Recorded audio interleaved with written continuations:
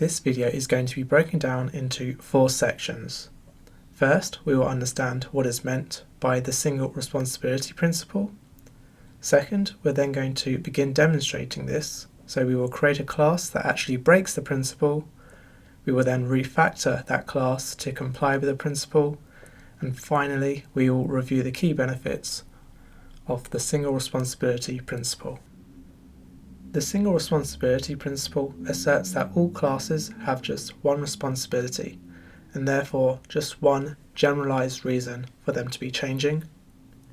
By isolating a class to a single responsibility, making changes to an application that consists of many classes and complex behaviors kind of between and within those classes will become a lot more predictable and easier to make, and we will later see this with the demonstration.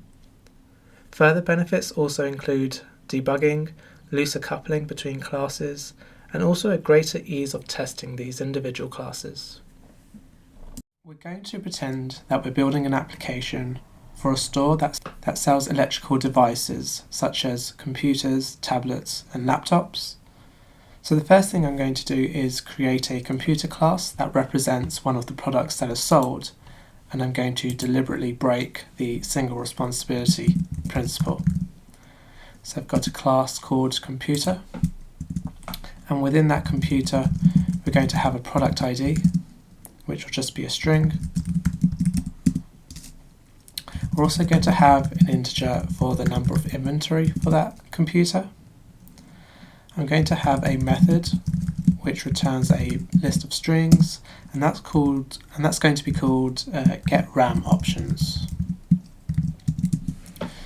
So essentially this getRamOptions will return the different types of options that the computer has for maybe RAM and these kind of properties. I'm just going to return null just so we don't have a compile error, but in theory this would be using the database, getting the options of RAM for the product and returning as a list of strings. Next, we're also going to have a public void deliver computer method.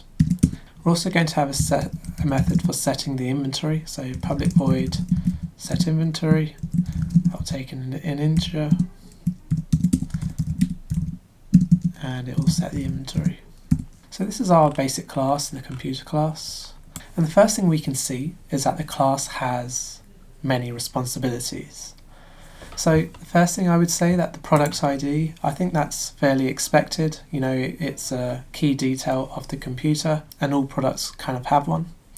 Other details we might include or expect to see are maybe the color, the brand, maybe the size of the computer. We then have a few other methods that are perhaps a little unexpected. The inventory and the inventory setter, which would typically involve a database, so our computer class knows about the database details, which probably isn't something you would expect from your computer class. You then also have the RAM options, and this might be required, or this information might be required by a salesperson.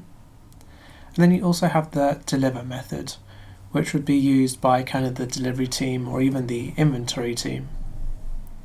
So by defining the actors or the different users for this class, we can begin to understand how this class will have different responsibilities to different actors. We can begin to ask ourselves, you know, should the computer class really need to know how it's being delivered or how much inventory it actually has?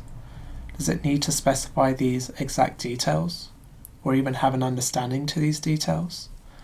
Because ideally this computer class would just contain information about the product that is being sold. So the first problem we might begin to realize here is that if a change is required to, say, the inventory management and the way the products are being delivered, or even the way the RAM options are being obtained, such as through the database, all those changes are going to be coming from this same class.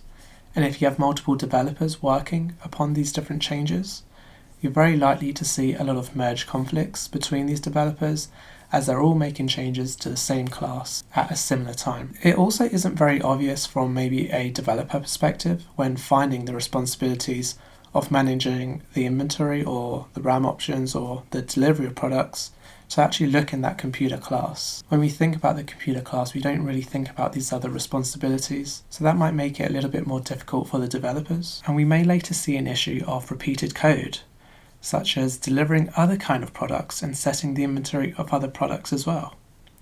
Our computer class forces the developer to use its own implementation of managing inventory or managing the RAM options or managing delivery, whereas it is likely that as the store grows and more products are offered, we will have very similar methods for these products which are then repeated, and as a result this can lead to a lot of repeated code. So now that we've highlighted the problem with the computer class having many responsibilities, I'm going to break the computer class down and I'm going to delegate these responsibilities to other classes. All of these classes will have just a single responsibility. I'm going to create a delivery manager class, and within this class we're going to have a deliver product.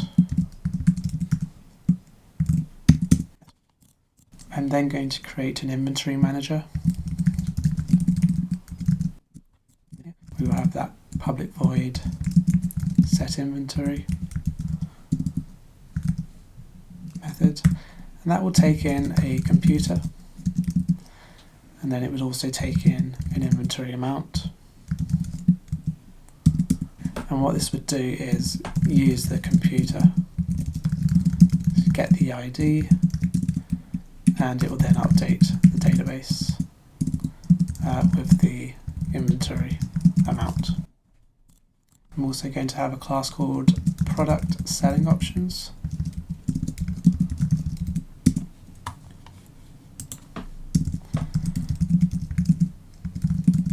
And this will get the RAM options for the computer. This will return a list of string.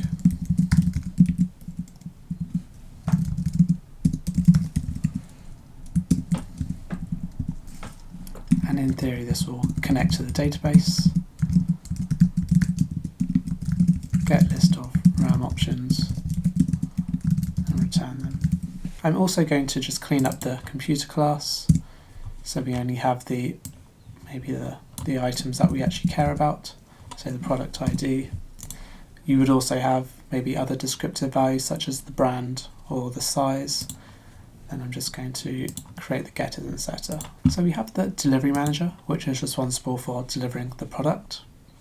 We have the inventory manager, which is responsible for managing the inventory of products. Then we also have the product selling options class, which is responsible for providing the different selling options of the different products. And as more products are introduced, such as a tablet or a laptop, we could probably use an interface to associate them all together and change that hard dependency to the computer class into the interface so that these different classes are able to adapt to new products. So one thing I might mention is that when it comes to naming these classes, it hasn't been very difficult for me to name them because I know the exact responsibility which they have. So the delivery manager is responsible for managing deliveries. Same for the inventory, and same for the product selling options. So when you're developing code, if you find it difficult to name the classes which you're creating, perhaps you might want to think about what exact responsibility that they have, and if they might have more than one responsibility, you might want to consider breaking them down into individual classes. So if we reflect upon how we've refactored this computer class into multiple classes, we can see that the readability is improved, as well as the predictability of what the responsibility is.